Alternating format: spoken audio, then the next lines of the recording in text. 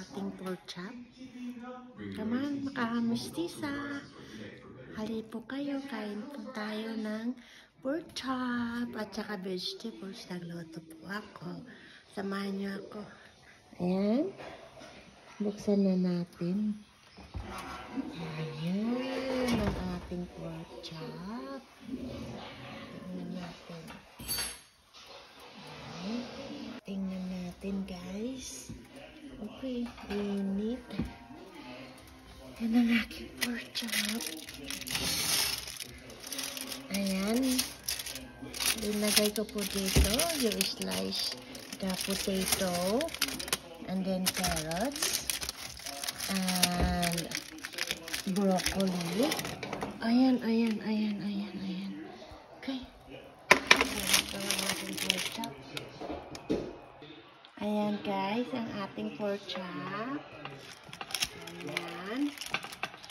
So, ang linagay ko lang dito, guys, pamienta tsaka salt. Ayan, pamienta, salt.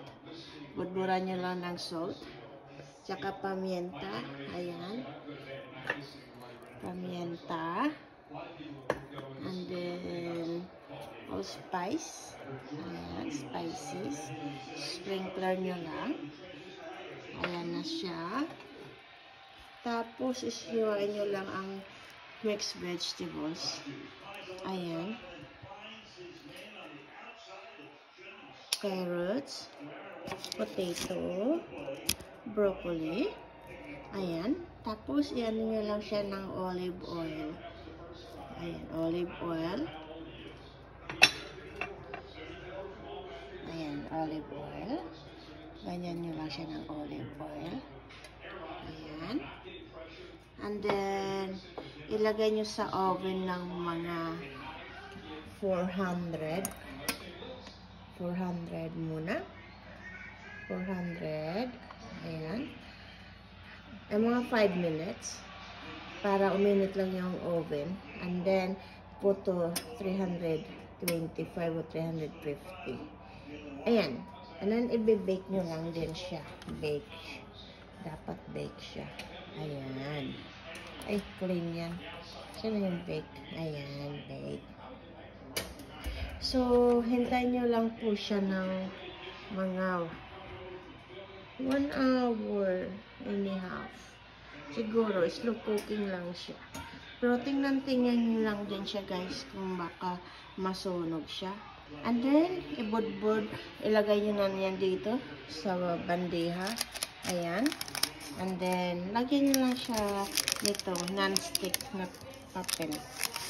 Ayan, o kaya foil, para hindi siya dumikit. And then, hiwa nyo lang kayo ng, ito, potato, and then, broccoli, and then, ayan, pork chop. Luto na tong pork chop. Ayan, luto na siya. Init-init pa. Usok-usok pa siya. Ayan.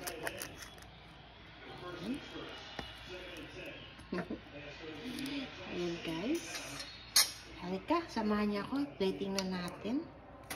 Ito ang ilagay bigay natin kaya ayan. Lagay natin dito. Isang pork chop. And then, ganyan lang natin din. Ayan, dito lang. Ayan. Ayan. Ayan, dami na siya. Gulay. Ayan, gulay.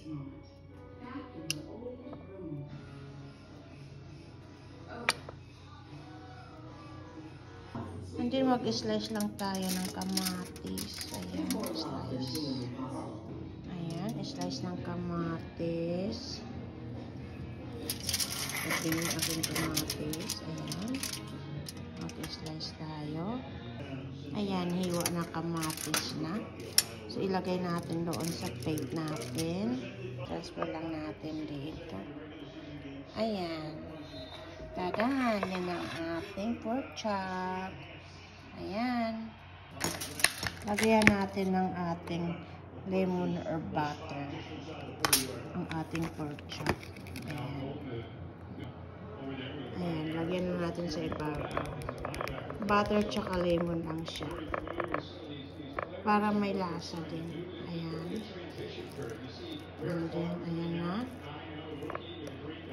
Ayan. Sarap na yan.